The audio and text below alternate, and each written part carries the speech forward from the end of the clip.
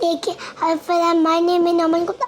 आज हम बताने वाले हैं यूट्यूब हेडफोन के बारे में। अभी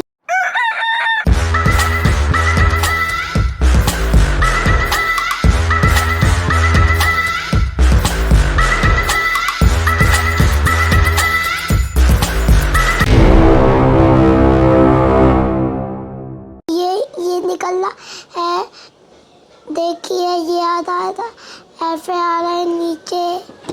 ये देखिए ये मैंने इसका डब्बा खोल दिया। अब ये देखिए इसकी चार्जिंग पॉइंट, देखिए इनमें एक किताब आती है कि कैसे हेडफोन को ऑन करना है। और ये देखिए हेडफोन के 2 चार्जर। और ये देखिए हमारा हेडफोन, और इसकी चार्जिंग पॉइंट यहाँ पे है, और इसको ऐप पे लगाते हैं। पापा हम इसको यूट्यूब का आईपैड पे कमेंट कर सकते हैं, इस फोन पे भी।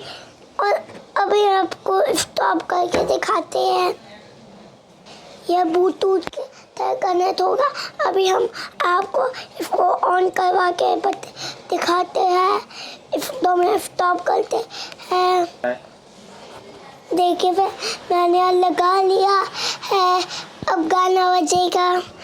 बोले बोले बोले बोले बोले बोले बोले बोले बोले।